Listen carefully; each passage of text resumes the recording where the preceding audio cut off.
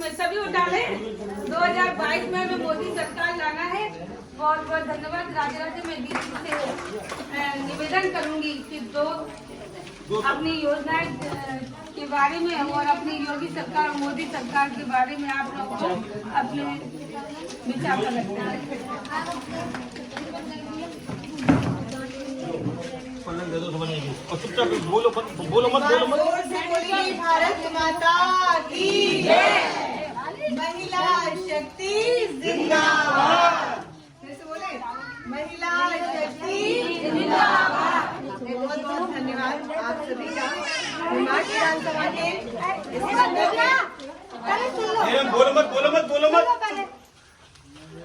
इस मंडल में यहाँ के मंडल अध्यक्ष आदरणीय भगवान सिंह राघव जी का बहुत बहुत अभिनंदन करते हुए अभिवादन भी करती हूँ कि उन्होंने महिलाओं के लिए कहीं ना कहीं बहुत अच्छा बीड़ा उठा रखा है।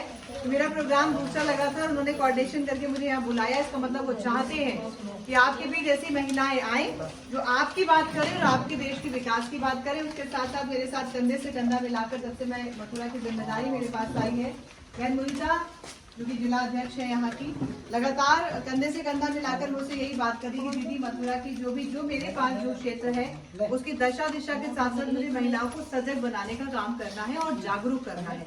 इसी के अंतर्गत मैं प्रज्ञा पाठक इस समय मथुरा की प्रभारी हूँ, प्रदेश कार्य समिति सदस्य होने के साथ साथ भारतीय जनता पार्टी की सिपाही भी हूँ। और सिपाही ऐसी जो बिल्कुल जागरूक सिपाही है, जो खुद भी सम्मान लेने के बाद आपको ये बताना चाहता है कि भारतीय जनता पार्टी का हर एक कदम आपके विकास के लिए है, आपकी समृद्धता के लिए है और आपके सशक्तिकरण के लिए है।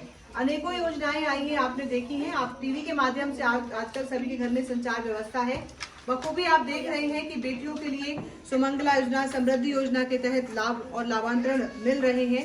उसके साथ साथ महिला डेस्क के साथ साथ आपने महिला बटालियन की एक शुरुआत आदरणीय योगी जी ने अपने संचालन से की है। इसके साथ उज्ज्वला योजना, शौचालय व्यवस्था, स्वास्थ्य व्यवस्था के साथ साथ ग्रामीण योजनाओं में अनेकों ऐसी व्यवस्थित योजनाएं आई हैं जिसका लाभ आपके घरों तक पहुंचा है। शायद बहुत लोगों के घर नहीं पहुंच पाया होगा, देरी होती है या त्रुटियां होती है, लेकिन जिनके घर तक पहुंचा वो जानती है कि उस लाभ के फायदे क्या हैं।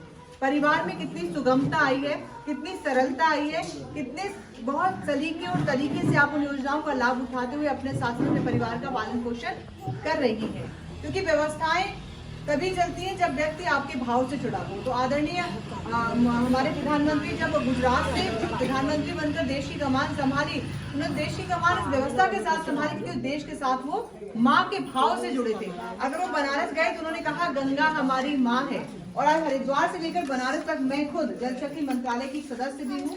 मंत्रालय के सदस्य होने के साथ साथ नमामि गंगे की जिम्मेदारी मेरे पास है।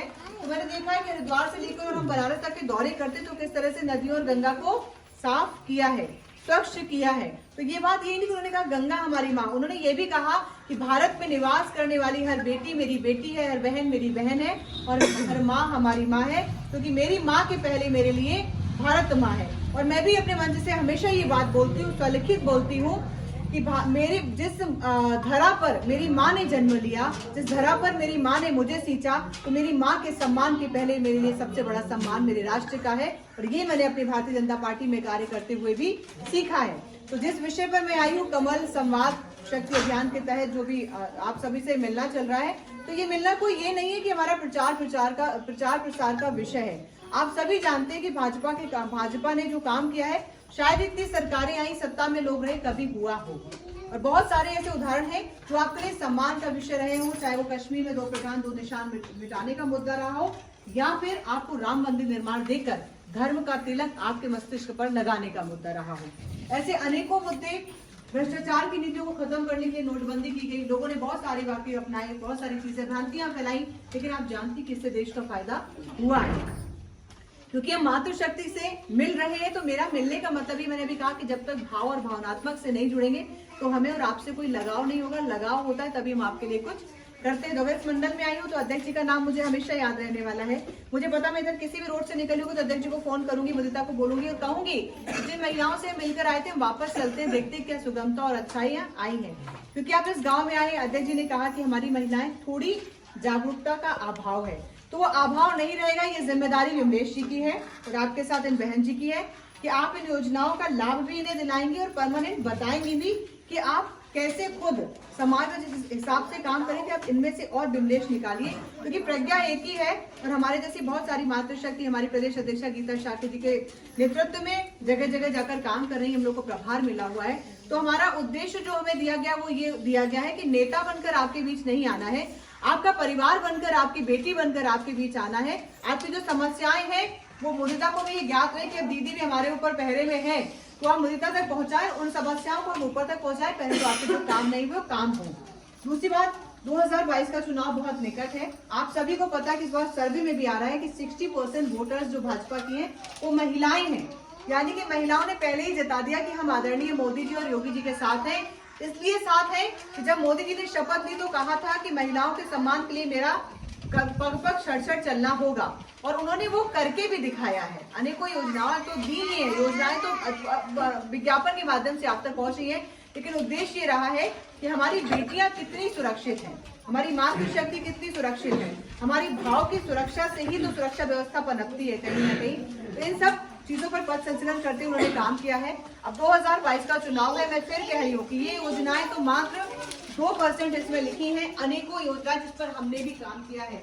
मैंने प्रदेश पदाधिकारी के रूप में उनको पढ़कर आप तक पहुंचाया है, आपको सुगमता भी दिलाई है। तो ऐसी अनेकों योजनाएं अब आने वाले भविष्य में भी, यानी कि 22 का चुनाव है, जब सत्ता हमारी होगी तभी हम योजनाएं लागू करेंगे और आपको लाभ देंगे।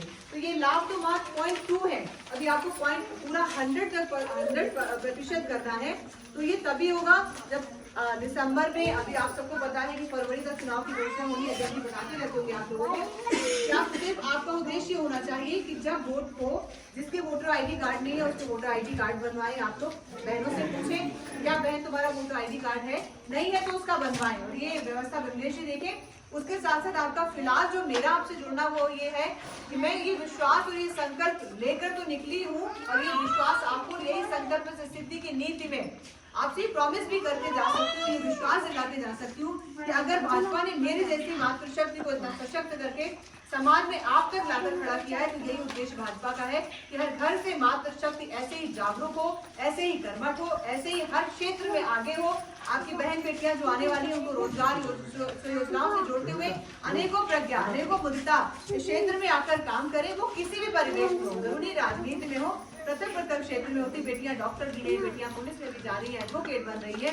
ये तभी होगा जब समाज अच्छा होगा, जब विचार अच्छे होंगे, जब भाव अच्छे डाले जाएंगे। यहाँ आपकी बेटियां सुरक्षित है, 10 किलोमीटर पढ़ने भेजो, कोई परेशानी नहीं है।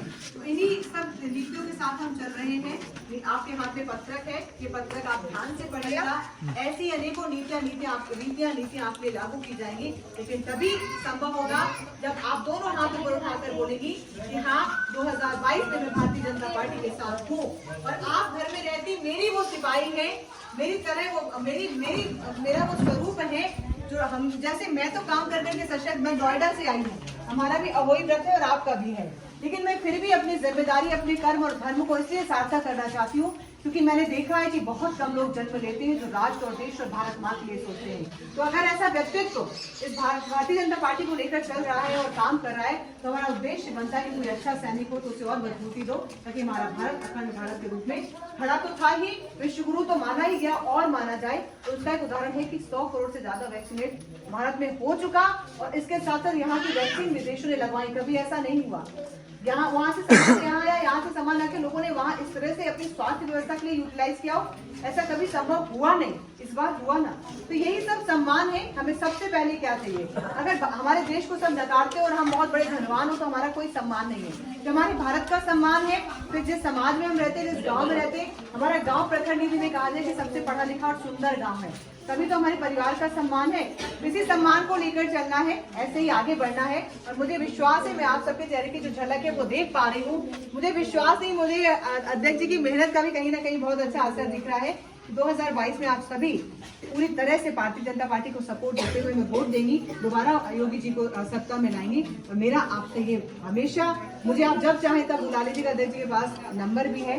मेरा भी आपसे ये विश्वास ही है, आपसे ये प्रॉमिस है, आपसे ये वादा है कि हर नीति, हर रीति में, हर संकल्प में मातृशक्ति का भाजपा का कदम होगा और उदाहरण होगा सशक्तिकरण का, एक बहुत प्रख्यात विश्वास भरा उदाहरण। तो जोर से बोलिए, भारत माता की जय।